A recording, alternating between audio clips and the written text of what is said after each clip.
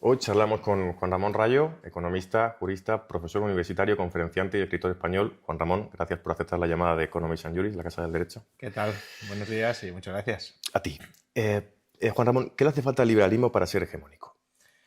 Bueno, habría que distinguir en si queremos que sea hegemónico políticamente o culturalmente. Desde mi punto de vista, el liberalismo solo puede ser hegemónico políticamente de manera sostenida si es hegemónico culturalmente. Lo digo porque, bueno, podría darse el caso de un liberal que llegara a la política, armara un partido liberal. No estoy trazando un paralelismo con Milei, aunque lo pueda parecer, porque allí en Argentina sí que creo que hay una cierta hegemonía cultural, o al menos se ha avanzado mucho.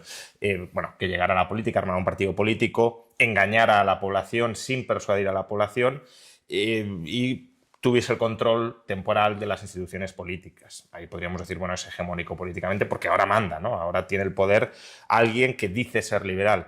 Pero si no hay un respaldo social, activo o pasivo, tampoco tiene por qué ser una militancia muy convencida y fanática, sino simplemente que la gente reconozca que esas son las políticas o las reformas que considera más aceptables, pues si no hay un respaldo activo o pasivo a ese programa político liberal, terminará fracasando, ya sea porque lo aborten socialmente o ya sea porque a los pocos años llegue al poder.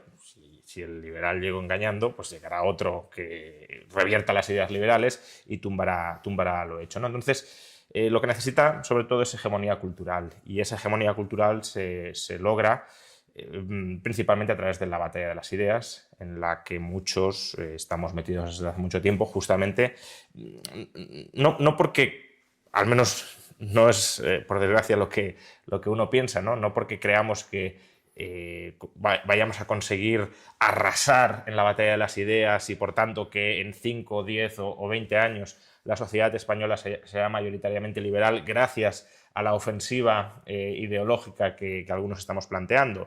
No, la batalla de las ideas es algo que avanza muy lentamente, salvo quizá cuando hay pues, momentos cuasi revolucionarios donde la población puede comprar casi cualquier marco ideológico, ¿no?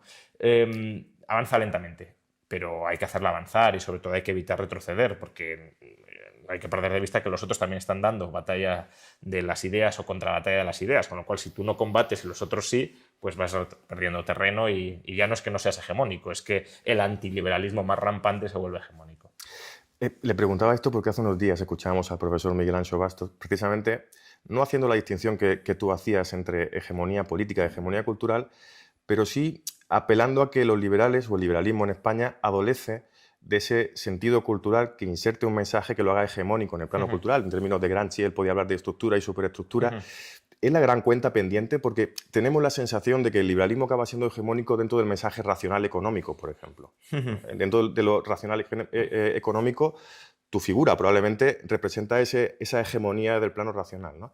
Pero no acaba siendo operativa para esa hegemonía en el plano cultural si no se acompaña de un componente emocional que apele a otro tipo distinto. ¿Sería la gran cuenta pendiente del liberalismo en España? Bueno, yo ahí tengo ciertas dudas.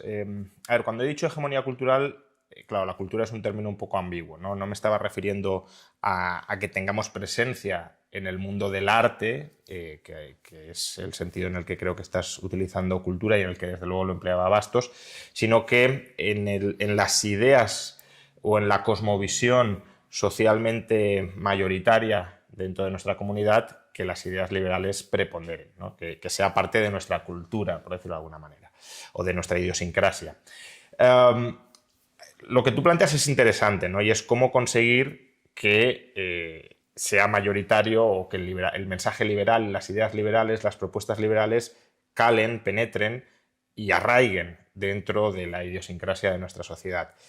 Y estoy de acuerdo en que el mensaje racional no basta, ¿no? Porque políticamente la gente no es racional.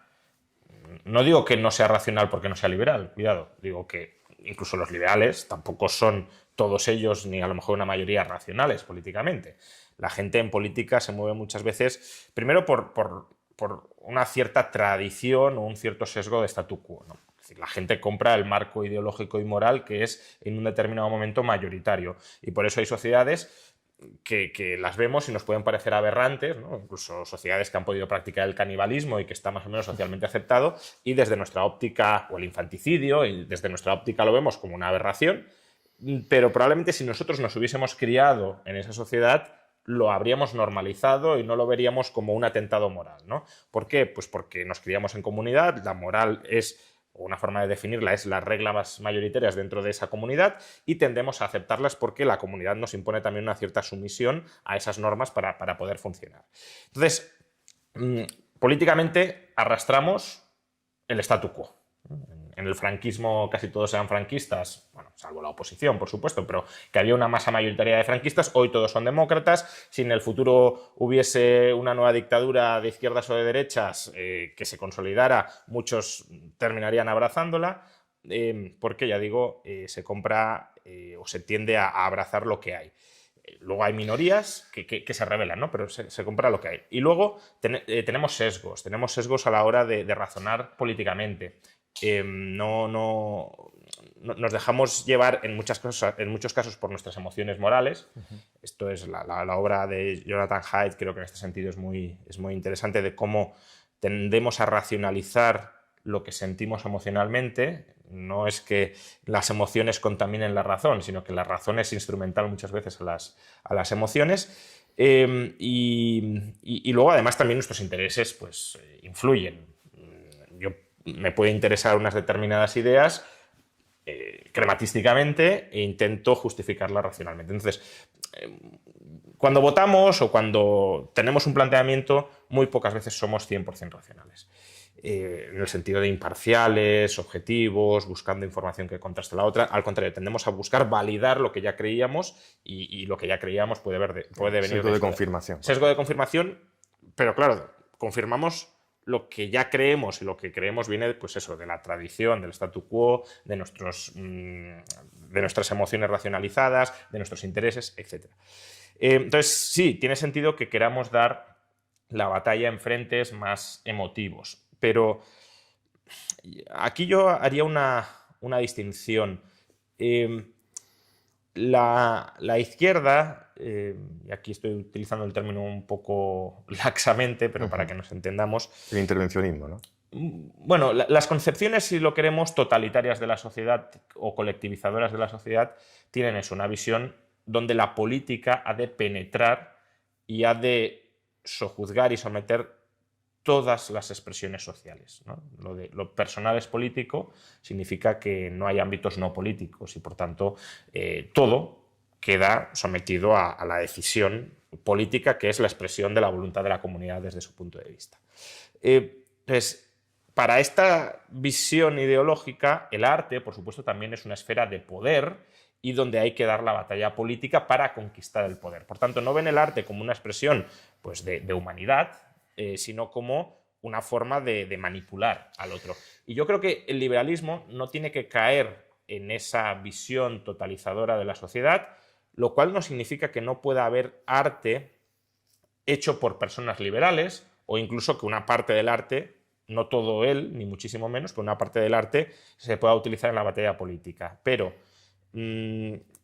querer subordinar el arte a la visión ideológica creo que es algo que los liberales no deberían hacer. Que además hace que no acabe siendo arte, porque si el arte es un instrumento y está prostituido para un fin último, es propaganda, no claro, es arte. Sería el arte como algo espurio que no responde a una necesidad genuina o individual de una expresión. Exacto, de expresar lo que... Hombre, a ver... Libre, ¿no? A ver, el arte lo que busca es expresar los sentimientos o las emociones o incluso la visión del mundo que tiene uno. En ese sentido podríamos decir que las emociones políticas también se pueden convertir en arte, pero digamos, plantear una especie de plan político ideológico para colonizar el arte con visiones liberales, creo que nos acerca más a esa visión totalizadora o totalizante de la sociedad que a una visión de promover la autonomía individual en todos los ámbitos. Sí, pero se genera en la confrontación de ideas, lo que mucha gente llama lucha por la hegemonía, una asimetría desde el punto de vista de que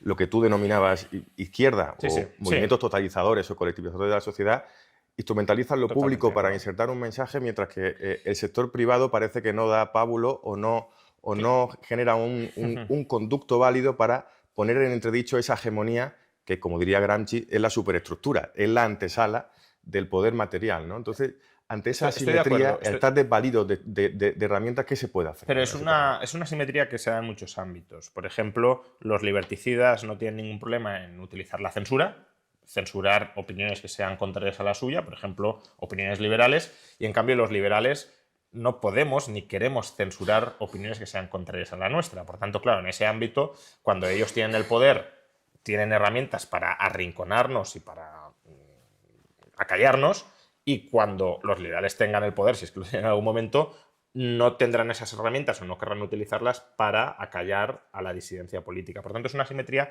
que se da en muchos ámbitos. Pero bueno, yo tampoco, como decía, tampoco descarto, o sea, tampoco me opongo radicalmente a que haya arte que esté penetrado o expresiones artísticas que estén penetradas por ideas políticas. Lo que diría es que no hay que ver toda expresión artística como una oportunidad de meter consignas políticas o de colonización política, porque esa sí es la visión, insisto, que tienen aquellos que, para los que no hay ámbitos de nuestra vida que no sean politizables, y el liberalismo se opone a la politización completa de la sociedad, porque eso es la antesala, ya digo, del control del colectivo, de la comunidad política sobre la vida de las personas. Pero sí, quizás, a mi juicio, potenciar la imagen de determinados artistas que no de forma deliberada hacen proselitismo de ideas liberales, pero de forma accidental acaban generando ese mensaje. Por ejemplo, me acuerdo de Ayn Rand en Estados Unidos, que ya es un país que nace con una cierta cercanía a una cosmovisión liberal de la realidad. En España es muy difícil identificar una figura en ese sentido. Sí. Me recuerdo a C. Tangana, por ejemplo, que puede parecer ridículo, sí, pero es un cantante que, si escucha sus letras, no hace apología, pero accidentalmente sí promociona ideas liberales. Sí, vamos a ver. Yo creo que Ayn Rand está rozando lo que yo diría una politización activa del arte, ¿no? Porque sus novelas en realidad son ensayos novelados.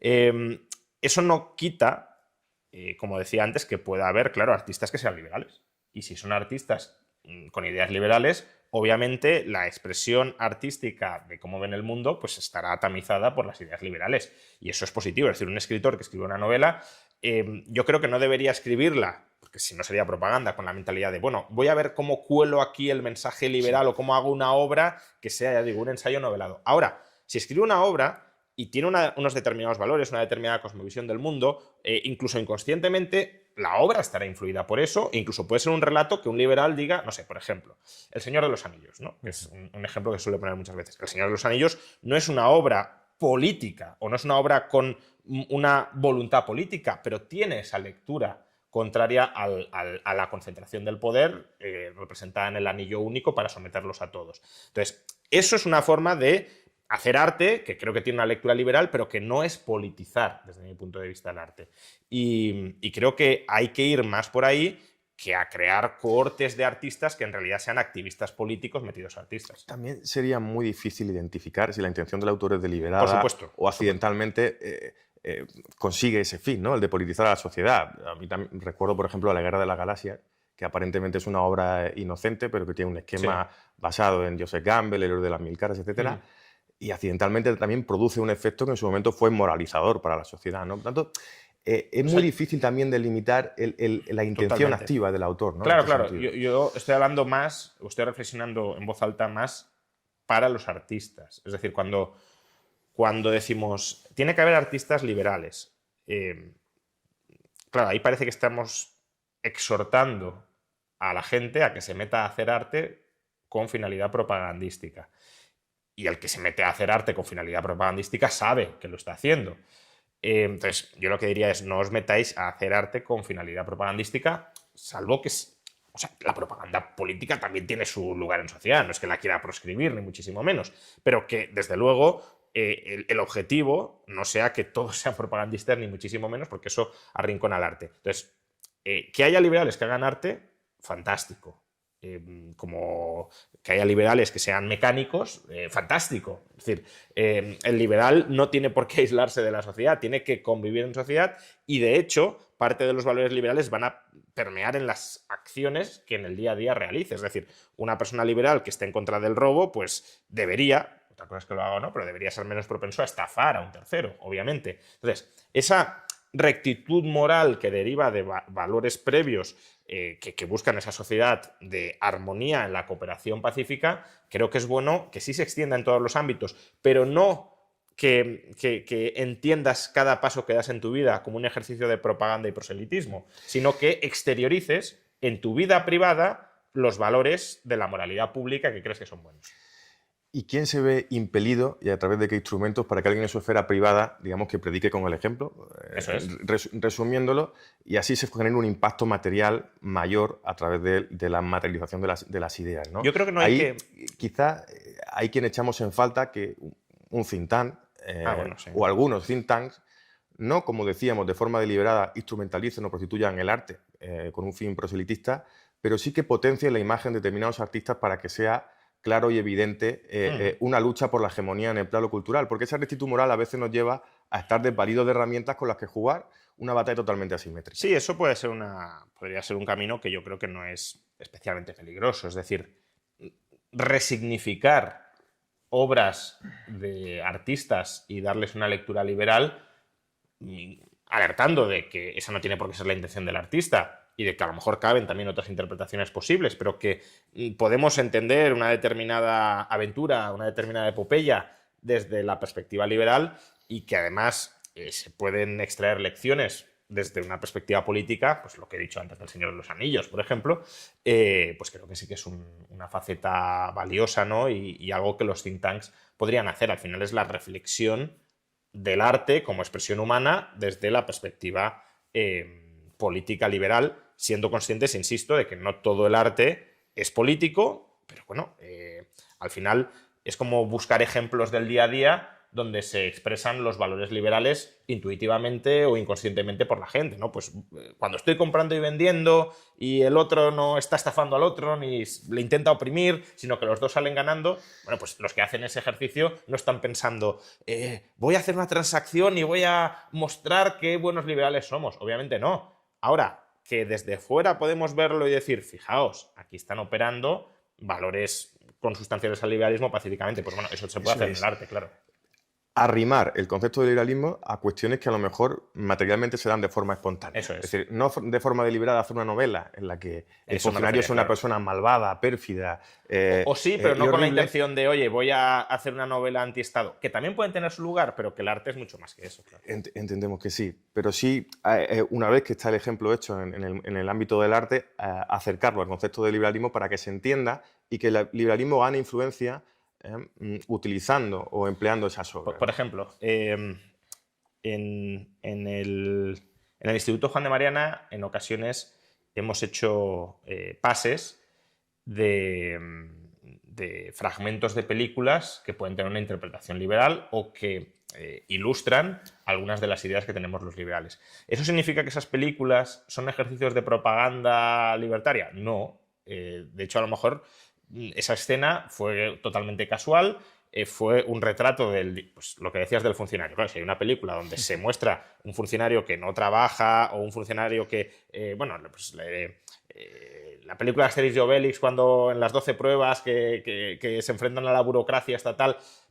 ¿eso es una denuncia consciente por parte del autor de los peligros de la burocracia? Probablemente no.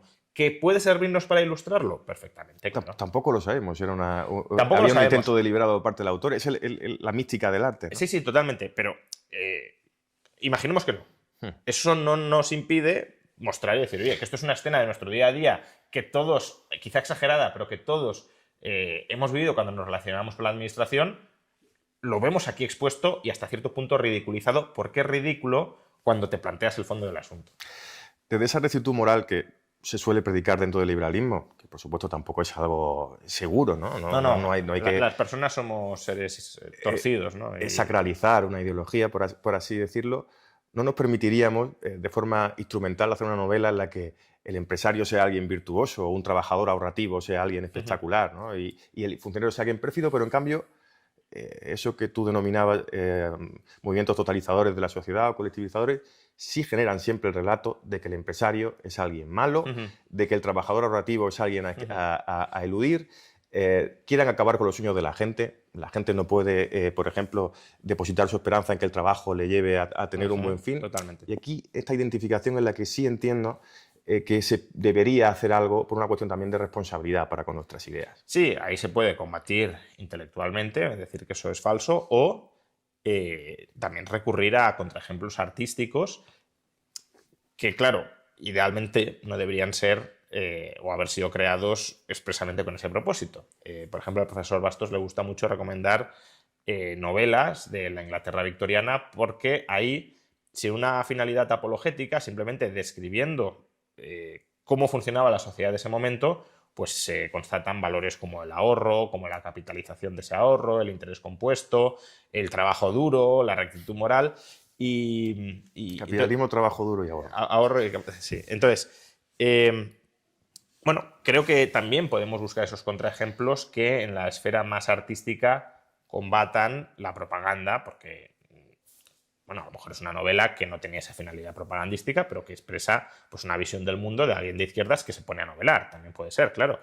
Entonces, bueno, pues sea propaganda o sea una visión no propaganda deliberada, pero que se instrumentalice como propaganda desde la izquierda, pues claro, hay que intentar combatirlo buscando contraejemplos, ya sea reales o artísticos, si existen, que muy probablemente existan, porque, quiero decir, las manifestaciones artísticas a lo largo de la historia de tantísima gente, seguro que a poco que busquemos encontraremos contraejemplos valiosos a los que aporta la izquierda.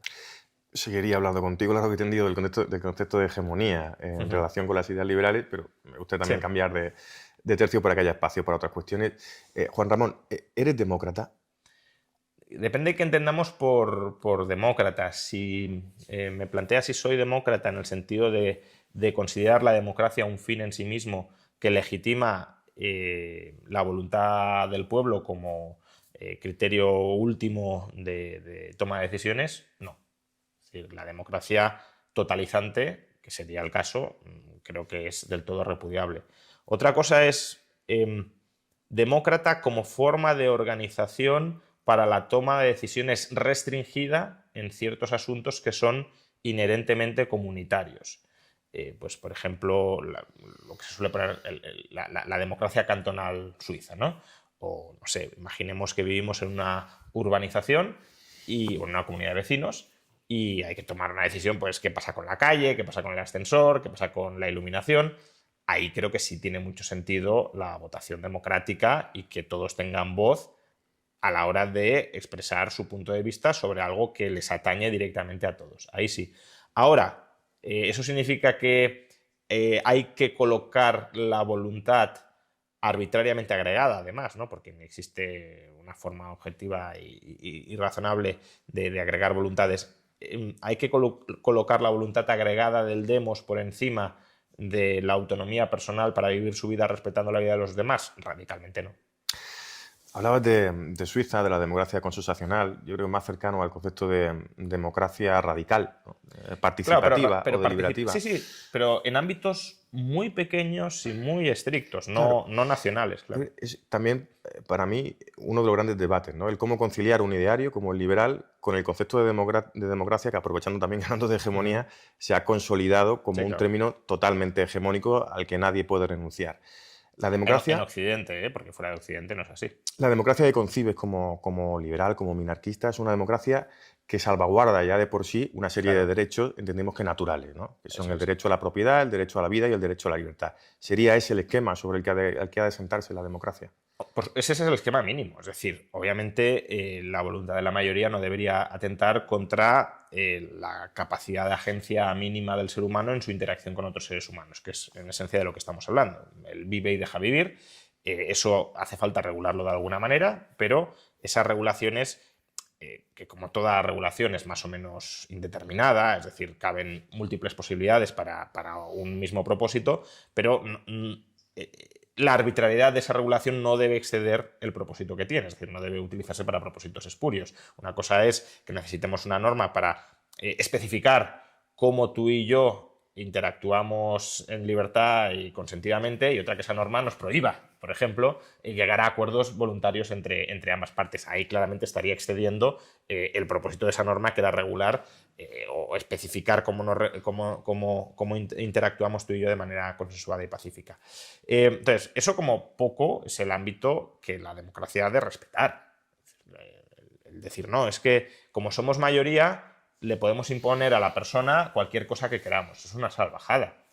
Es una salvajada que incluso entendemos que es salvajada en un sistema que es hegemónicamente democrático, porque para algo existen las constituciones. Las constituciones decimos que existen para limitar lo que la mayoría democrática puede hacerle a las minorías. Por tanto, incluso en sociedades que aceptan, como dices, la democracia como principio hegemónico de organización, ni siquiera se cree en ellas todo el cuento democrático de que la mayoría puede decidir cualquier cosa, porque si no, no habría constituciones. Otra cosa es que las constituciones sean efectivas o no, pero desde luego en el relato cultural que nos damos es democracia con constitución, con Estado de Derecho, no democracia radical en todos los ámbitos.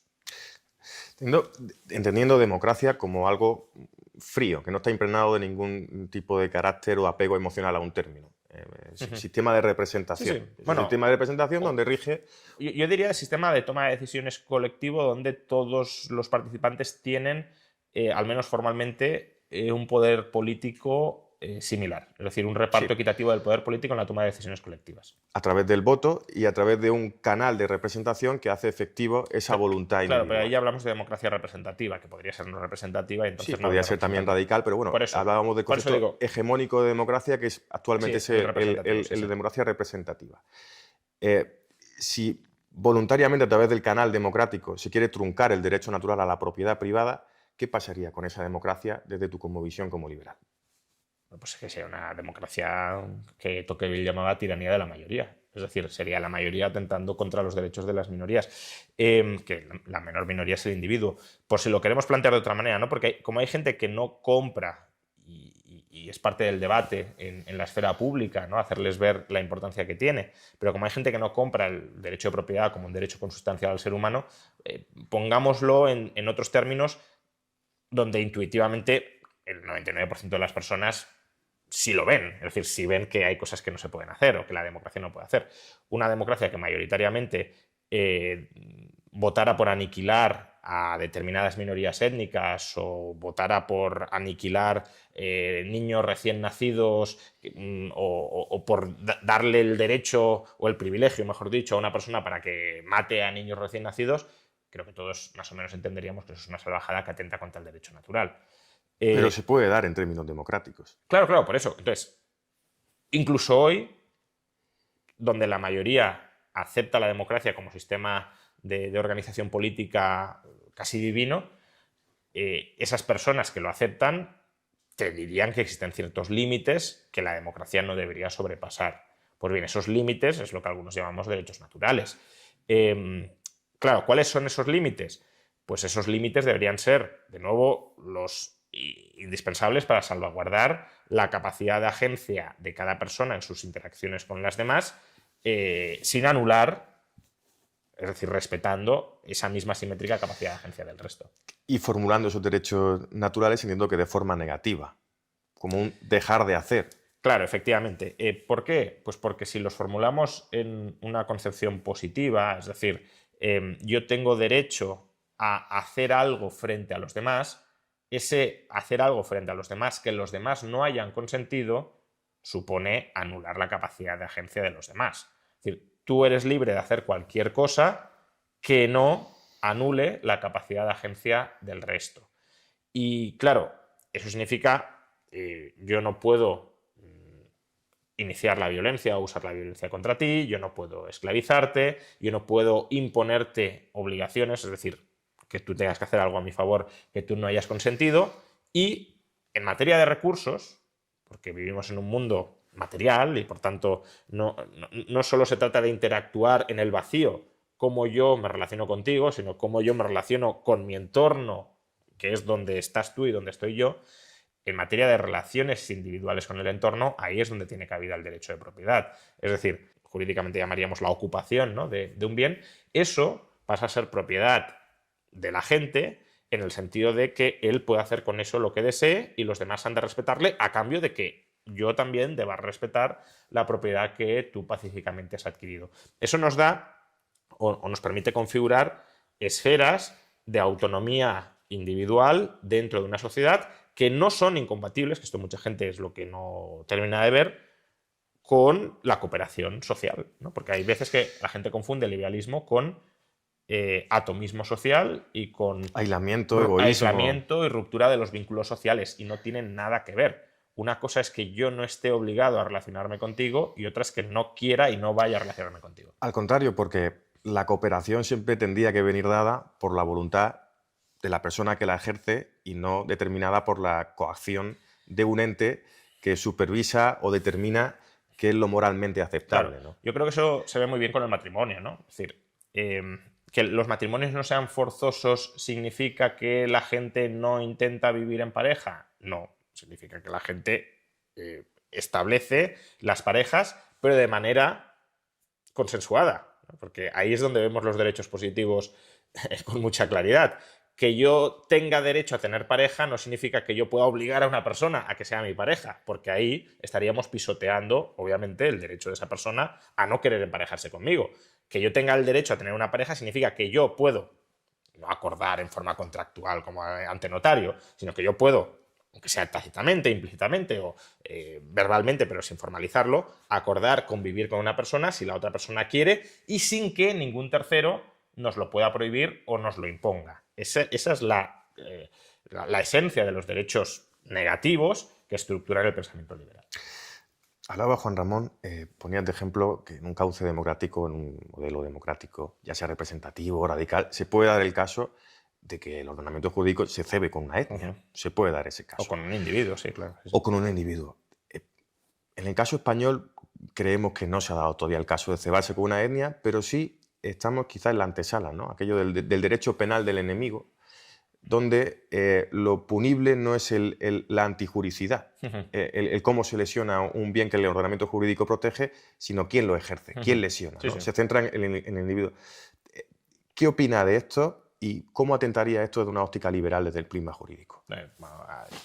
Ahí claramente estaríamos ante un ataque a la igualdad jurídica, por supuesto, pero claro, la igualdad jurídica es una expresión del reconocimiento del prójimo como sujeto de derecho en un mismo plano que tú.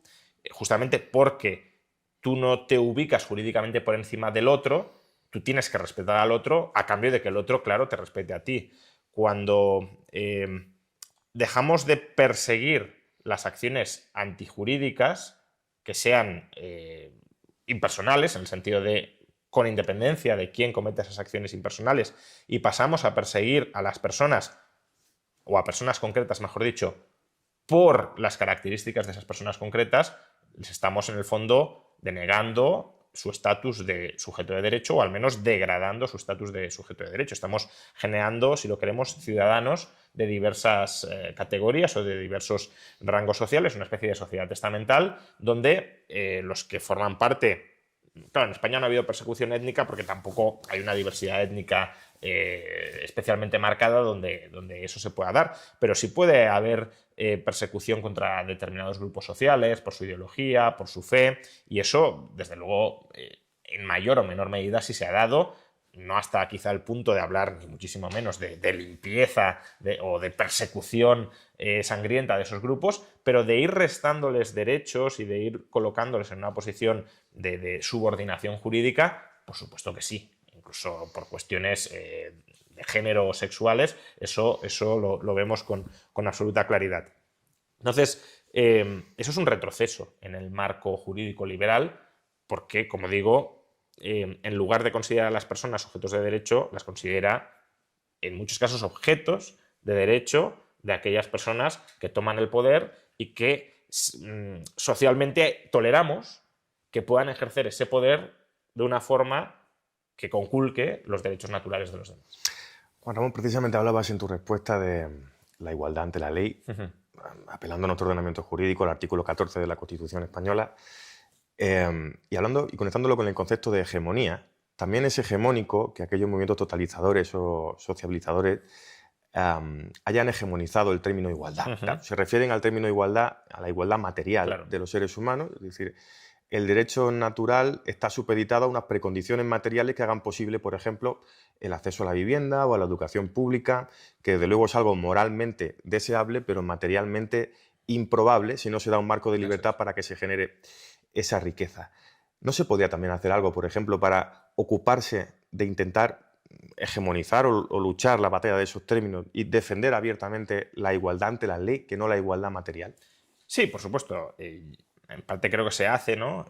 Por ejemplo, cuando Milei, uno de sus caballos de batalla más claros es contra el término justicia social, que ni es justicia ni es social.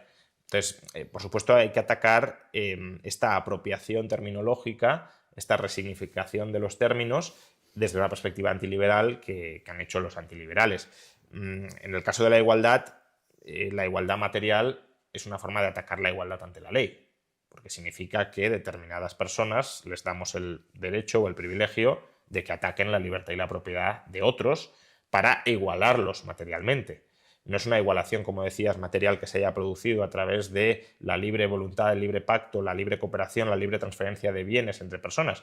Es una igualación que se ejerce mediante, o se consigue mediante violencia, que legitimamos o toleramos socialmente de unos sobre otros. Te quito a ti que tienes mucho y te lo doy a ti que tienes menos, con el objetivo de igualaros materialmente. ¿Ya? Pero ¿por qué por qué mi derecho de propiedad o mi libertad personal pasa a valer menos que el de otros? Porque a mí me ejerces la violencia y al otro no. Pues ahí claramente vemos que la igualdad ante la ley, la igualdad jurídica, el igual trato entre todas las personas, igual trato procedimental, ¿no? Esta es una idea muy importante de Nozick, de la igualdad se consigue en el procedimiento de aplicación de las normas, es decir, que todo el mundo frente a las normas sea igual. No se consigue en el resultado final de la aplicación de esas normas. Lo que hay que rectificar no es pues, si el procedimiento que seguimos es justo, el resultado final, prima facie al menos, será justo porque se ha ajustado al procedimiento. En cambio, los igualitaristas en términos materiales lo que dicen es el procedimiento puede ser el que sea, pero si el resultado final no me gusta, no se ajusta a un determinado patrón, a una determinada concepción previa que tengo de distribución óptima de los recursos, entonces el resultado final es injusto y estoy legitimado a ejercer la violencia y a rectificar todo el procedimiento que ha sido justo. Que eso, si me permites, es como decir, en el procedimiento penal, yo creo que este señor es culpable. Aunque en el procedimiento penal se haya seguido escrupulosamente todo el procedimiento garantista y no hayamos conseguido demostrar, más allá de toda duda razonable, impugno el resultado porque no me viene bien. La culpabilidad, entonces rectifico la sentencia porque como tiene que ser culpable y se ha declarado inocente, la sentencia está mal, nos olvidamos del procedimiento y vamos a rectificar el resultado. Hablabas, Juan Ramón, de Robert Nozick. No sé si una inspiración para ti es del minarquismo, ¿no? Su obra era Anarquía, Estado y Utopía. Comenzaba esa obra, si no recuerdo mal, haciendo una crítica al anarquismo liberal que puede representar, pues, no sé, su Huerta de Soto. Sí, hoy en día sería Huerta, claro. O Rothbard. ¿Ese es el modelo al que tú aspiras, el Estado gendarme que defendía Robert Nozick? ¿Es el modelo en el que descansan, por ejemplo, las ideas de Javier Milei? A ver, yo creo que, como dice Nozick, el único Estado que podría llegar a ser más que defendible, justificable o entendible es el Estado mínimo. ¿Por qué? Pues porque sabemos que la sociedad puede funcionar, puede seguir existiendo, por decirlo de alguna manera, y puede además hacerlo de manera estable con un Estado mínimo. Eso ya lo sabemos. Entonces, desde un punto de vista liberal, no hay ninguna justificación para un Estado que sea mayor que el mínimo. Podrá haber justificaciones no liberales, pero desde luego, desde un punto de vista liberal, no. Ahora, ¿podemos prescindir totalmente del Estado? Eso es lo que nadie tiene claro porque no ha habido experiencias históricas al respecto, aun cuando a lo mejor no las haya habido, y eso lo tomaríamos en principio como una prueba de que no es posible, pero también tengamos en cuenta que la tecnología va cambiando y nuevas tecnologías posibilitan nuevas formas de organización sociales que a lo mejor antes no eran factibles. Entonces, el razonamiento de Nozick a mí me parece interesante en el sentido de que él de alguna manera intenta demostrar que existe una tendencia inexorable a que, aunque partamos de una situación anárquica, se termine consolidando incluso de manera más o menos consensuada o pseudo-consensuada, un Estado mínimo, pero creo que no es ni mucho menos la demostración definitiva y eterna de que esa tendencia deba ser así. Entonces, a mí me gusta distinguir entre que también lo hace Javier Milei, entre anarquismo filosófico y anarquismo político. El anarquismo filosófico es la impugnación de la legitimidad del Estado para hacer lo que hace. El anarquismo político ya no solo es dar el mensaje de que lo que hace el Estado no está legitimado moralmente, sino que además podemos prescindir del Estado. Y ese es un salto que no siempre se da. Por ejemplo, imaginemos que vivimos en un sitio más o menos recóndito, donde hay una mafia que es dominante y nos controla y nos somete y nos sojuzga totalmente.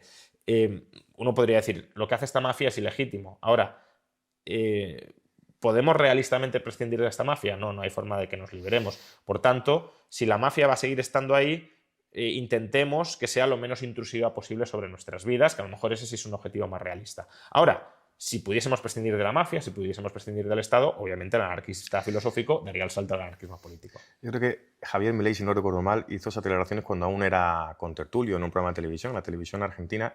Creo que distinguía entre anarquismo filosófico y anarquismo político para distinguir entre lo posible y lo ideal, ¿no? Entre lo posible, una idea más posibilista de la política que te lleva a aceptar la base del Estado para poder, al igual que un socialista, ir desmontando la base del capitalismo, pues un anarquista revertir ese proceso, ¿no?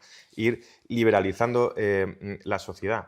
Pero Robert Nozick, creo que en esa obra... No, él lo justifica, sí, él claro. no lo justifica, pero es que puede que tenga razón, en el sentido de que al final puede que sea el Estado el único que garantice, mediante una organización, la salvaguarda de esos derechos naturales, ¿no? Sí, podría ser, podría ser. Es decir, yo creo que eso es algo que está abierto a la investigación. Creo que Nozick no da la última palabra, pero tampoco es imposible, ni mucho menos que tenga razón. Pero de nuevo, a lo mejor tiene razón en un contexto siglo XX, pero a lo mejor en un contexto siglo XXI o siglo XXII no lo tiene. Por ejemplo, Michael Huemer dice, imaginemos que el Estado suizo desaparece. ¿Realmente pensamos que la sociedad suiza involucionaría en una especie de guerra civil de todos contra todos, o que más o menos se mantendría una cierta armonía social, un cierto funcionamiento más o menos organizado, aún sin Estado? Pues hombre, en el caso de Suiza, yo creo que no es del todo inverosímil pensar que ese último escenario se pudiese dar. Entonces, tampoco trataría de absolutizar esta idea de siempre, en todo lugar, en toda época, el Estado es el único mecanismo para mantener el orden social. No, no creo que esté claro. Si no te he interpretado mal, y corrígeme, lo tecnológico, y aquí la visión tradicional marxista sí puede ser funcional o útil, ¿no? Sí. Acaba precipitando los grandes cambios históricos y modificando la estructura de poder. Lo tecnológico puede acercarnos a ese modelo radical de representatividad, apartémonos del término democracia, para que en tiempo real haya una deliberación acerca del destino común de las cosas, del destino material.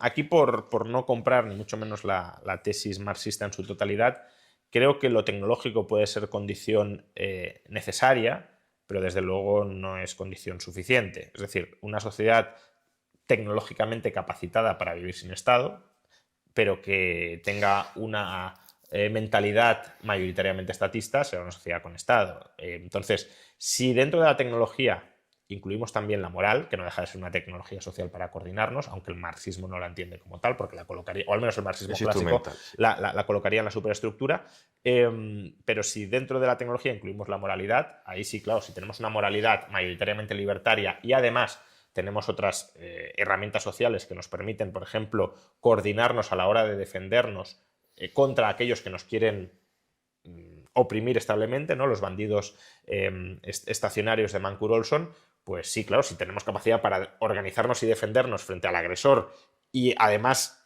entre nosotros aceptamos que pues, una moralidad mínima de yo no te puedo a ti someter, esclavizar, robar, etcétera, pues ahí sí que sería posible en ese contexto, que no es el actual, una sociedad sin Estado.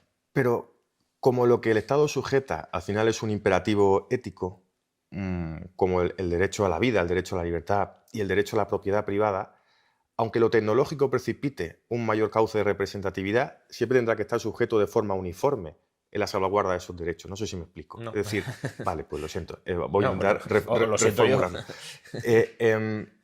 En un mundo, en el siglo XXII, en el que la tecnología nos permita prescindir de la idea del Estado, o a priori prescindir de la idea del Estado.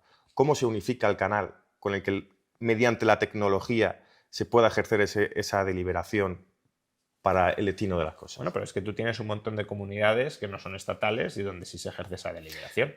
Pero dentro de esa deliberación, fuera de un marco que, por ejemplo, salvaguarde la libertad y la propiedad privada, puede que exista que se atente precisamente contra la Claro, propiedad y la libertad. por eso decía, si la tecnología nos permite defendernos frente a un agresor externo, que hoy no es decir, hoy el problema ¿cuál puede ser?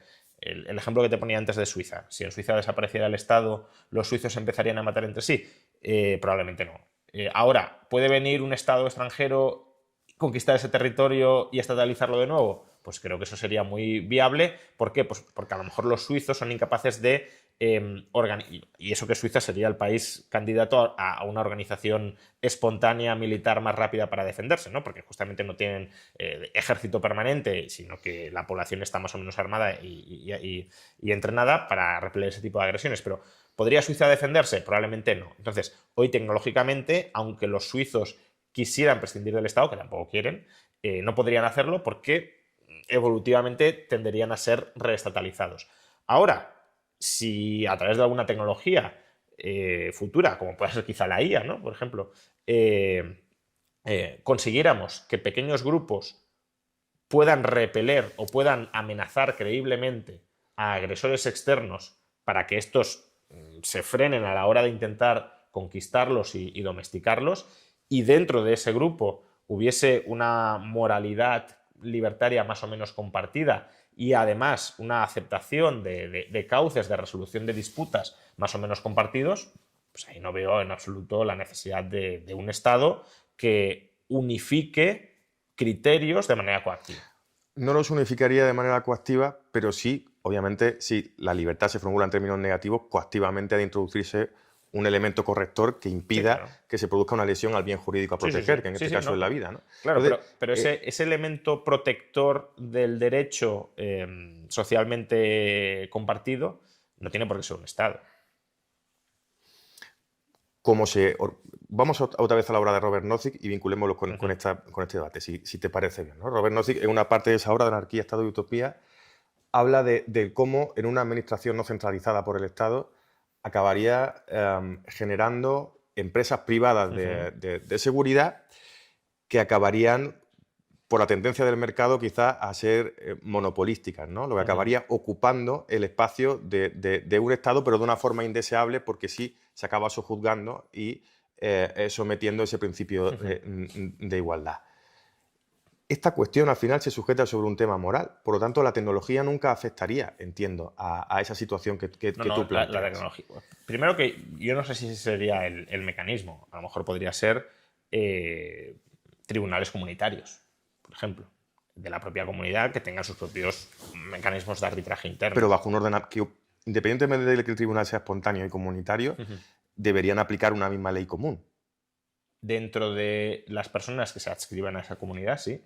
La cuestión es, ¿existe libertad para entrar y salir de esa comunidad o incluso para escindirnos de esa comunidad? Claro, si existe libertad para escindirte y reorganizarte en forma de otra comunidad y las dos comunidades se respetan mutuamente entre sí, yo eso no lo llamaría Estado, porque ahí no hay un monopolio territorial de la violencia ni un concepto de soberanía de esta organización política es la que tiene la última palabra en absolutamente toda cuestión y toda disputa dentro de ese territorio y para esa población.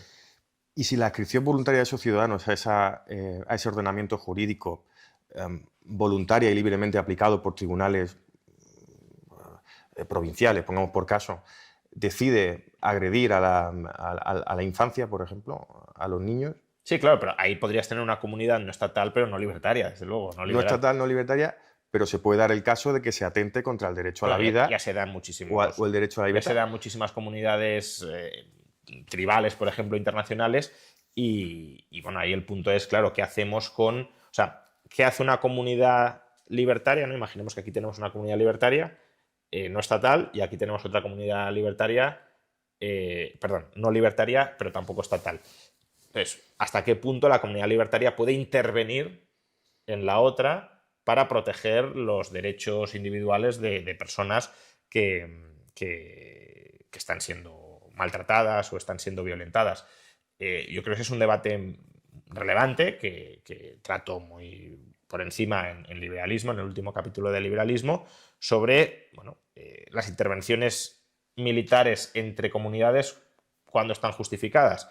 pues podrían estar justificadas, primero, cuando se desarrollan voluntariamente por parte de la comunidad libertaria, es decir, no creo que, por ejemplo, el servicio militar obligatorio o una gleba para proteger derechos de extranjeros esté legitimada. Cuando, por tanto, hay una movilización voluntaria dentro de los elementos de una comunidad libertaria para defender, además, derechos que están siendo quebrantados en otra comunidad, no para cualquier cosa, no invadir por invadir, y además buscando minimizar los daños que ejerce sobre terceros no culpables, ¿no? Digámoslo así. Entonces, si se dan esas condiciones, yo creo que se puede llegar a justificar desde una perspectiva liberal que haya ciudadanos de esta comunidad que se metan en la otra para evitar, para defender los derechos de las personas que están siendo oprimidas y que defienden y que reclaman esa protección. Tampoco ponerte a proteger a quien no reclama de alguna manera tu protección también es un poco peligroso. Sí, intento sintetizar, Sí, sí. a lo mejor me equivoco. De forma activa y voluntaria que una comunidad libertaria utilice y emplee su ejército para defender a otra comunidad cuando se pone en entredicho medios un materiales, bien sí, fundamental. porque no tendría por qué haber un ejército permanente, pero sí. Y si una sociedad libertaria, mediante su voluntad, decide agredir a otra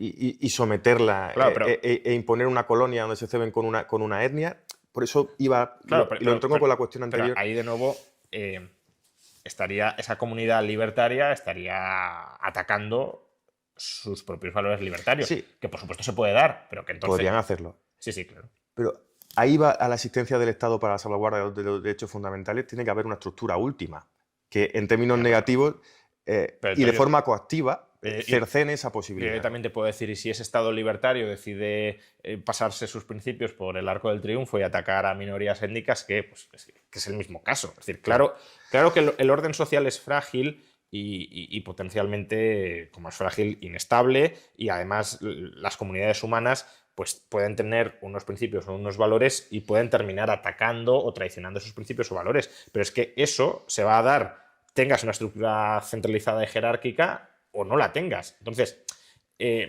claro, pero ¿y si la estructura jerárquica y centralizada evita eso?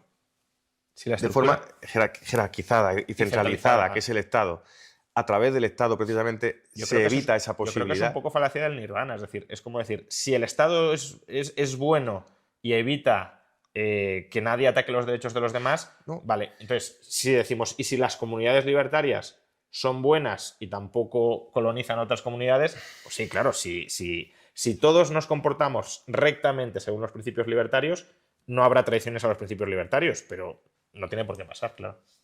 Lo decía desde un postulado nociquiano, es decir, el Estado no tiene atribuidas unas características que le hagan bueno, pero al menos sí que no le hagan malo, en el sentido de el Estado es una estructura que canaliza la salvaguarda de los derechos fundamentales y que de forma coactiva, y también los liberales quizás tengamos que ensuciarnos las manos y decir, en algún momento tiene que aparecer la violencia en este debate, ¿no? Y que de forma coactiva impida que se pueda producir esa agresión a un derecho fundamental. Sí, pero o sea, yo ahí no hablaría de la coacción en el sentido antijurídico, o sea, no sería una coacción antijurídica. No, una coacción legítima. En este claro, caso. Entonces a lo mejor ahí habría que hablar de distintos tipos de coacción o no utilizar el mismo término, porque si no, ese también es un argumento muy utilizado de os oponéis a la coacción pero luego usáis coacción. No, nos oponemos a la coacción, si lo quieres, antijurídica o aquella que anula la capacidad de agencia de otros, no a la coacción para respetar la capacidad de agencia de cada cual. Sí, es decir, obviamente un Estado mínimo que se encargara de proteger un marco de derechos individuales, pues sería un Estado que atentaría mínimamente contra los principios liberales. Aún así atentaría porque si la inscripción es obligatoria, ahí hay una asociación política de carácter no voluntario, no consensuado, y por tanto hay un problema de raíz, ¿no? Pero el argumento de Nozick, bueno, si llegamos a este Estado, pues estamos felices con él, y en cambio si tenemos una sociedad sin Estado, pues puede volver a emerger un Estado, o unas comunidades libertarias pueden agredir o no libertarias pueden agredir a las libertarias, o incluso las libertarias se pueden corromper y agredir a terceros. Yo creo que el argumento de Nozick, en este caso, se da un golpe contra sí mismo, porque ese Estado libertario inmaculado que teníamos ha degenerado en lo que tenemos ahora. Por tanto, ¿qué garantía hay? O sea, lo mismo que me planteas tú de qué garantía hay de que ese equilibrio sea estable entre comunidades no estatales, lo puedo formular yo con respecto al Estado. ¿Qué garantía hay de que el Estado sea estable en su forma mínima? No la hay. Si el Estado se ancla bajo un postulado de derecho natural, en el cual nace para la salvaguarda y la canalización de esos derechos, como el derecho a la libertad, a la propiedad privada y a la vida, él mismo impediría que se produjeran esos excesos. Entonces, no le hace bueno... No estoy de acuerdo, porque así nace el Estado estadounidense y fíjate lo que es hoy. Y lo mismo te puedo decir de la comunidad libertaria. Si esa comunidad libertaria no estatal nace bajo principios de derecho natural, etcétera, pues también se debería anclar. Y tú mismo reconoces, y es cierto, que no se tiene por qué anclar. Pues lo mismo para esa comunidad no estatal que para el Estado. Es decir, los incentivos de corrupción moral y de degeneración moral con respecto al origen, creo que se pueden dar en cualquier organización política. Y de hecho, lo que habría que debatir no es si se pueden dar o no, que claramente sí, sino qué incentivos organizativos o institucionales tiene cada marco para acelerar o frenar esa corrupción moral. Y ahí no tengo claro que la forma de organización estatal frene la corrupción moral o la traición a esos principios, porque la propia lógica del Estado, de su idea de soberanía, lo conduce en última instancia a creerse que los derechos los tenemos porque los da él y que por tanto no son naturales. Sí, no son naturales, sino concedidos. Sí, no son consustanciales a tu nacimiento, sino que te vienen otorgados, Eso ¿no? es, Entonces el Estado tiene un rol porque benefactor. Incluso tú mismo, en el razonamiento que estás haciendo, dices, claro, el Estado sería el encargado de velar, de volver efectivos esos derechos naturales, que sí, claro, pero no. hay un paso muy débil entre reconocer la existencia y volver efectivos, ¿no? Una cosa es que yo diga, tú tienes derecho a que nadie te mate, y otra es que tú seas capaz de defender ese derecho o que ese derecho sea efectivo. Y para muchos, lo único que cuenta como derecho es lo que podemos volver efectivo. Y claro, como aparentemente solo el Estado es capaz de garantizar la efectividad del derecho, que luego tampoco, pues sería el Estado el que da o el que quita derechos legítimamente. Solo trataba de racionalmente a cómo conjugar las piezas del puzzle para que los derechos que los libertarios o liberales entendemos deseables puedan ser salvaguardados y no expuestos al azar.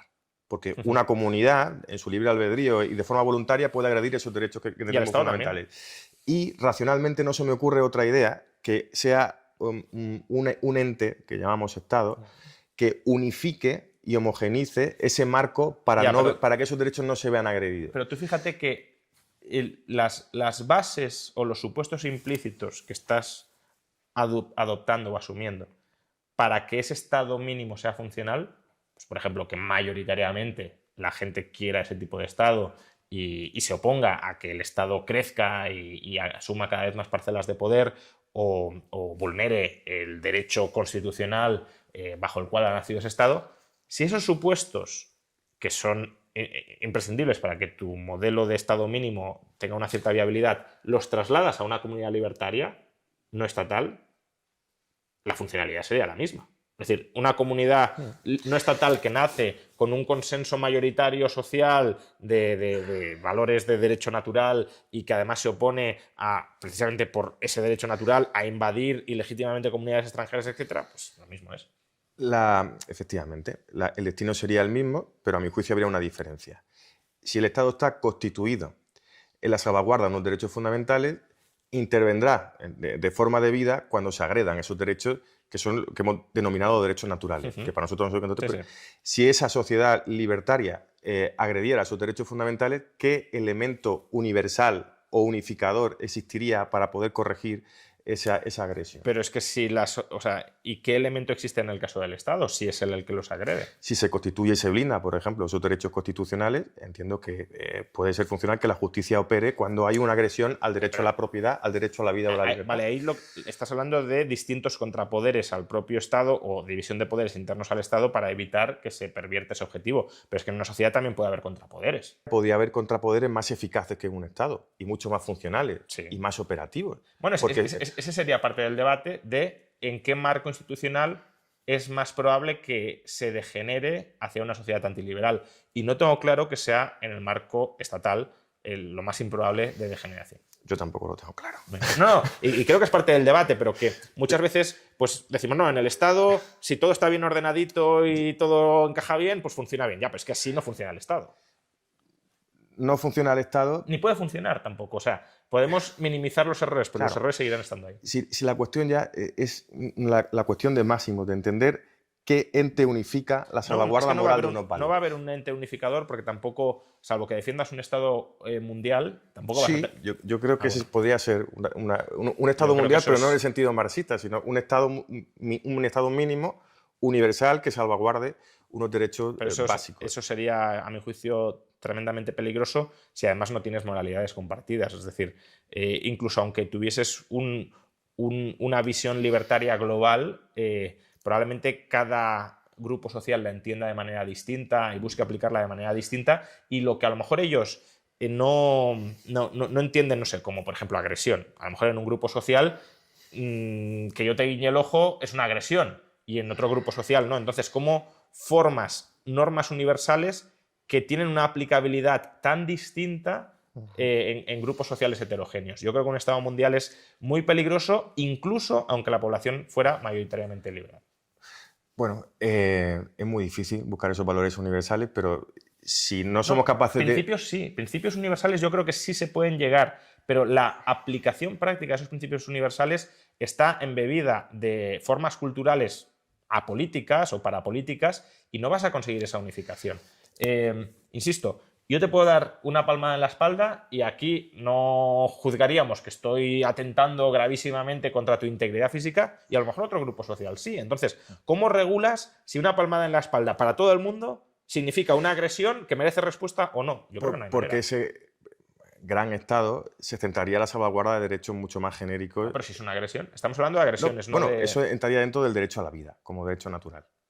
Bueno, pero el derecho a la vida también es que no te pegue una paliza o no te agreda. Bueno, Entonces, la palmada. Hay o gente una amenaza, que o puede una amenaza. entender que se pone en entredicho tu integridad física. Por ejemplo, o que te estoy amenazando, ¿no? Porque el derecho obviamente también salvaguarda de la amenaza. Entonces, si yo te guiño el ojo puede ser o que estoy intentando seducirte, o que te estoy amenazando, o que simplemente he tenido un tic y he guiñado el ojo. Entonces, cada sociedad lo puede entender de una manera y hasta cierto punto es legítimo que lo entienda de una manera porque es su ethos comunitario y por tanto no puede regular universalmente eso. Bueno, su veto comunitario vendría a regular, a perfilar esa moral máxima. No, la aplicabilidad de los principios, diría yo. No, ya no la moral máxima, sino cómo aterrizas y regulas en derecho positivo, ¿no? Porque ahí sí que hay derecho positivo, cómo regulas sobre el derecho positivo esos principios de derecho básico universal. Que tienen que ver con cómo cada comunidad entiende, tiene su veto, Claro. como tú decías, y perfila cada uno de esos derechos que salvaguarda. Eso es. Pero sí se puede crear un marco donde todo gire en torno a ese derecho natural, si entendemos que es natural, porque si no hay un mal diagnóstico del derecho natural. No, pero el marco puede ser universal y que tengas entes políticos fragmentados, ¿no? A Bastos ahí le gusta mucho citar el caso de la Edad Media, que tenías pues una moralidad católica mayoritaria, pero no tenías una Europa unificada políticamente, sino que esa moralidad católica mayoritaria pues era compartida por unidades políticas muy diversas. Precisamente, seguiría también hablando contigo de esta cuestión, te quería hablar del catolicismo. ¿Consideras que la izquierda está impregnada de valores católicos y que las ideas liberales, por ejemplo, obedecen a un imperativo de ética protestante, por ejemplo? No creo que eso sea así. Es decir, no creo que quepa vincular ni el liberalismo, sobre todo si lo desarrollamos más o menos de manera científica, por decirlo de alguna manera, ¿no? Como una filosofía política reflexiva y que además busca su contraste con la realidad. No creo que el liberalismo se diseñe, vamos, se descubra, podríamos decir, ¿no? Porque el derecho natural muchos autores dicen que se descubre y hasta cierto punto creo que es así, pero bueno, se descubra o se diseñe pensando en su vinculación con un único marco cultural, ¿no? Y ahí Rawls no es un autor que me entusiasme en muchas cuestiones, pero creo que ahí Rawls sí tiene mucha razón de ser de que hemos de buscar principios políticos que sean compatibles con visiones culturales o religiosas muy diversas. Entonces, decir, no, la izquierda es católica, no, vamos, al menos la izquierda tal como yo la concibo tiene poco de católica, aunque culturalmente puede haber estado atravesada por algunas ideas católicas, pero desde luego sus valores últimos no lo son. Y tampoco que el liberalismo sea protestante, aunque muchos así lo quieren hacer ver, pero justamente, incluso desde un punto de vista, si lo queremos histórico material el capitalismo o el mercado, el comercio, donde surge originariamente y arraiga más originariamente es en zonas católicas, no en zonas protestantes, que viene luego. El Instituto Juan de Mariana, ¿no? Sí, bueno, aunque ahí también es controvertido porque hay muchos que dirán que Juan de Mariana no era liberal, y desde luego no era liberal en un sentido moderno, es decir, él no se reconocería ni muchísimo menos como Pero liberal. sí librecambista, quizá. Bueno, partidario del comercio desde luego, pero tampoco a lo mejor lo ideologizaría.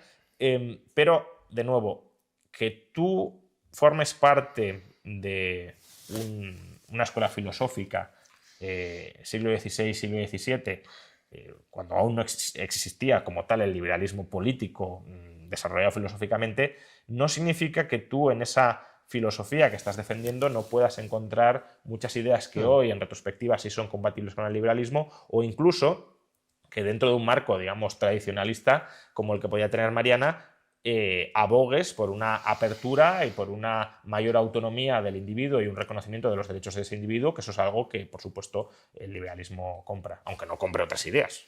O por regular la inflación o limitarla, ¿no? Por supuesto, y ya si vamos a temas económicos, con más claridad incluso. Le hacía la pregunta del catolicismo porque sí hay una cierta mitología, ¿no? Que arrima a la izquierda al catolicismo, el protestantismo. Depende. A la derecha o al liberalismo. Desde el punto de vista de la izquierda te dirá que el liberalismo, pues claro, está en la derecha y por tanto está con los sectores religiosos, y que en España el sector religioso mayoritario es el catolicismo y por tanto que los liberales son del Opus Dei y cosas similares, ¿no? Entonces, es verdad que hay otros que sí que buscan vincular... Bueno, en su momento sí lo fueron, ¿no? Sí, porque no es incompatible. Quiero decir, no estoy diciendo que sea incompatible. Digo que son conjuntos de ideas distintos, claro, pero que se pueden llegar a combinar, sobre todo si hay una mínima distinción entre esfera pública y normas comunes y esfera privada, ¿no? Y creo que el liberalismo se ha de pensar y repensar buscando su potencial compatibilización con muchos credos culturales o religiosos distintos que acepten ese núcleo básico ideológico que compone el liberalismo. Yo suelo decir que el liberalismo es una ideología incompleta, en el sentido de que no te da una respuesta a todas las problemáticas sociales, y muchos consideran que eso es un defecto del liberalismo. Yo creo que es una virtud, porque, de nuevo, si el liberalismo como programa político fuera un programa político completo, sería un programa político totalizante. Al contrario, es un programa político de normas de convivencia o de coexistencia que puede ser aceptado y compatibilizado con muchos otros marcos culturales. El idealismo es una matriz ética donde cabe ser de izquierda, de derecha, conservador, progresista. Sí, es el marco para las utopías que decía Nozick, de nuevo volviendo a Nozick, ¿no? Es decir, que dentro de un marco liberal se pueden autoorganizar las comunidades políticas siguiendo conjuntos de principios más aterrizados muy distintos. Sería más bien más que derechos, sería una especie de metaprincipios que regulan cómo se ha de generar derecho o las restricciones para generar derecho. Volviendo a Nozick, también hablabas de John Rawls. En la sentencia del Tribunal Constitucional hay una esfera donde los magistrados pueden apelar a algún autor como John Rawls. Robert Nozick escribió su obra, la que apelábamos en respuesta a la teoría de la justicia de John Rawls. Quizás echamos de menos tratadistas de ese, no sé si calibre, ¿no? O que afinaron sus teorías para estructurar un diseño completo del Estado, de la sociedad, etcétera. ¿A quién reivindicaría como autor contemporáneo que sepa renovar las teorías de Nozick y de John Rawls? Randy Barnett, de The Structure of Liberty, creo que es el autor, aunque ahora estaba con una cierta deriva trampiana, pero bueno, el libro, yo creo que es un libro extraordinario, mejor que el de Nozick, de hecho, sobre eso, la estructura de la libertad, se llama The Structure of Liberty, donde sistematiza el pensamiento hayekiano, incluso a niveles anarquistas, ¿no? Podríamos decir, y creo que hace un tratamiento muy bueno de cómo resolver los problemas jurídicos, porque él es jurista, es muy buen jurista, y hace esa lectura, pues, de cómo resolver el problema de la información desde el derecho, que es un problema típicamente hayekiano, el problema del interés y el problema del poder, y cómo diseñar las normas para, él dice, si queremos construir un edificio con unas determinadas características, por ejemplo, que el individuo sea libre, ¿cuáles son las características que ese edificio debería tener? Y entonces, partiendo del problema de la información, de los incentivos y del poder, pues diseña los principios de un edificio, de una sociedad jurídica liberal. Entonces, yo creo que ese es un autor que hay que leer y releer. Cualquier jurista debe hacerlo si quiere de alguna manera, impregnar sus razonamientos con esta filosofía política de fondo. Todo parece impregnarse en Estados Unidos actualmente del trumpismo, o todo lo que no sea tradicionalmente izquierda se impregna del marbete trumpista. También está ocurriendo a Javier Milei eso. Lo hemos visto en las últimas semanas, no sé si acercarse, pero sí tienen un cierto acercamiento dialéctico, ¿no? Bueno, ahí yo creo que hay que plantearse si Javier Milei hace esto por convicción profunda, que quizá no lo sé, es decir, no, tengo cierto trato con Milei, pero ni mucho menos un trato cercano, y ni muchísimo menos tan cercano como para que me confesara este tipo de cosas. Si Milei hace esto por convicción o por, digámoslo así, conveniencia política. No pensemos que Estados Unidos es la primera potencia mundial, podríamos decir junto con China, pero bueno, desde luego en la esfera en la que se mueve Milei y quiere moverse Milei es indiscutiblemente la primera potencia mundial. Milei además puede tener un proyecto a medio plazo de dolarizar la economía argentina y Estados Unidos es el emisor del dólar y por tanto tener unas buenas relaciones o unas excelentes o unas inmejorables relaciones políticas, geopolíticas con Estados Unidos es una prioridad para que Milei tenga autonomía política real en Argentina para desplegar su proyecto político libertario. Entonces, tiene sentido estratégico llevarse bien con el inquilino de la Casa Blanca, porque Milei también se llevaba muy bien con Biden. Es verdad que no hasta el punto de mostrar una afinidad ideológica muy intensa, como dice mostrarla con Trump, pero tenía muy buenas relaciones con el gobierno de Biden. Entonces tiene sentido que Milei quiera tener esa buena relación. Y además tiene sentido que él diga públicamente que quiere tener esa buena relación por convicción, no por conveniencia, porque si no, obviamente quedaría como un interesado que en cualquier momento descartaría esa relación con Trump. También tiene sentido que un político, digo sentido político, no estoy justificándolo desde un punto de vista pues, imparcial o externo, también tiene sentido que un político intente arrimarse al caballo ganador y de nuevo resignificar ese caballo ganador. Es decir, cuando Javier Milei dice la guerra comercial de Trump tiene un propósito en última instancia liberalizador, no sé si se lo cree o no, tampoco sabemos cuál es el objetivo de Trump, o sea, podría tener razón, pero no sé si se lo cree o no, o simplemente quiere de alguna manera decir, no, es que aunque estamos viviendo un movimiento político contra la globalización, en realidad esa no es la tendencia hegemónica de nuestro tiempo. La tendencia hegemónica de nuestro tiempo es el libre comercio enmascarada por esta estrategia para avanzar hacia más libre comercio. Entonces, todo eso desde un punto de vista político lo entiendo. Me preocuparía más si de verdad las ideas profundas de Javier Milei se asimilaran a las ideas profundas de Donald Trump o del equipo que orbita alrededor de Donald Trump, que espero que eso no suceda y creo que de momento no ha sucedido. No sé si esto tiene que ver algo con lo que hablamos anteriormente, ¿no? De anarquismo filosófico y anarquismo político. Política ideal y política material, y al final asumir postulados posibilistas que sí, en parte mitiguen tus presupuestos iniciales, ¿no? O tu motivación. Sí, lo que pasa es que yo ahí sí creo que o sea, también los anarquistas políticos creo que desarrollan un papel importante a la hora de poner en jaque y retar continuamente tus ideas y los límites y la aplicabilidad de tus ideas, ¿no? Y aquí creo que, por mucho que uno pudiera entender la estrategia de Javier Milei, una cosa es entenderla y otra es justificarla o legitimarla. Y yo creo que se puede explicar por qué Milei hace eso o por qué creemos que Milei hace eso, pero aún así hay que mantener una perspectiva crítica con ese tipo de acercamientos porque no es lo ideal en un mundo liberal. Puede ser lo más conveniente en el mundo torcido e imperfecto y geopolíticamente organizado, vamos, tal como está organizado hoy, que tenemos. Pero tratar de alguna manera blanquear e insertarlo dentro de la filosofía liberal, ese tipo de componendas, creo que es algo que no hay que hacer, claro.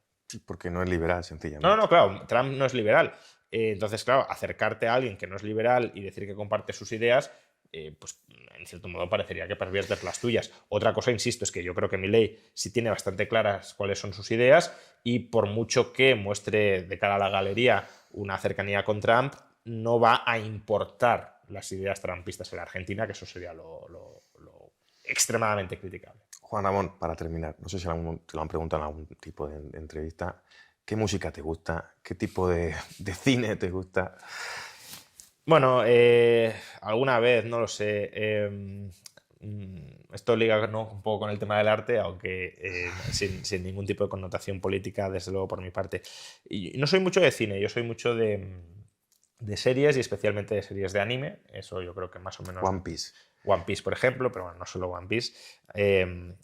Bueno, One Piece es un ejemplo de... Sí, porque tienes un muñequito puesto Sí, detrás de la efectivamente. cámara. One Piece es un ejemplo de serie que, de nuevo, no sabemos si el autor tiene una perspectiva política detrás, ni siquiera creo que nos debería interesar mucho, pero que sí tiene una lectura, yo mismo la he hecho, política libertaria muy clara. Otros harán una lectura política comunista. Bueno, al final también la gracia del arte es esa, es que no es un mensaje clarísimamente... Nadie dirá, bueno, Rothbard a lo mejor, ¿no? Pero nadie dirá que Nozick tiene una lectura comunista, por ejemplo, porque está muy clara su finalidad de su obra y sus valores. Pero en el arte no propagandístico, pues tiene esa ambigüedad, que unos lo pueden leer de una manera, otros de otra y otros de ninguna. Pero bueno, series de anime me gusta bastante, sigo muchas y he visto muchas y estoy más o menos al día de muchas. Y luego, pues música, el heavy metal me gusta bastante, el hard rock también. Entonces, ¿Qué grupos bueno, de heavy metal? bueno, escucho o escuchaba bastante a Blind Guardian, Anda. Ice Earth, Judas Priest, Iron Maiden, y bueno, pues el hard rock también, no sé, pues Kiss, aunque eso está un poco digamos, entre un lado y otro, Héroes del Silencio, si vamos a música española, ¿no? Pues todo eso me gusta bastante. ¿Qué disco te gusta más de Iron Maiden? Iron Maiden no es mi grupo favorito, o sea, en heavy metal lo escucho también a través de Spotify, o sea que ahí se mezclan muchos discos, pero por ejemplo en Judas Priest, que sí es uno de mis favoritos, su segundo disco, que se llama Sad Wings of Destiny, es un disco, a mi juicio, extraordinario. Ahí está Breaking the Law, este tipo de temas. Breaking the Law es de British Steel, que es el tercero o el cuarto, si no recuerdo mal. El cuarto, me parece. Y luego, pues, no sé, de Blind Guardian, pues... Somewhere Far Beyond, ¿no? Era un Somewhere disco... Far Beyond es una... Es de 2002, si no recuerdo mal, ¿no? No, muy anterior, de los 80, finales de los 80. ¿Somewhere Far Beyond? Sí. Ese es el... Nightfall Opera, creo que era el de 2000. Nightfall... No. A Night at the Opera. Correcto. Ese es de finales de los 90, eso es correcto. Luego el disco anterior es Nightfall in the Middle Earth, que no está nada mal. El anterior es Imaginations from the Other Side, que ese es, dicen, el mejor disco de Blind Guardian que ha hecho. Puede que lo sea. Y el anterior es donde está Somewhere Far Beyond. Far Beyond. Sí. Entonces, bueno, esa música me gusta, sí. Si te gusta el mundo tolkiano, ¿no? Hablado de Señor También, de los Anillos. Nightfall in the Middle Earth, claramente. Imaginations también tiene alguna referencia. Bueno, ¿Conoces el grupo Rhapsody de Power Metal? Rhapsody también, sí, también me... No, parecido, ¿eh? Sí, tiene heavy metal melódico, sí. Pues esto ha sido todo. Muchísimas gracias. Muchísimas gracias.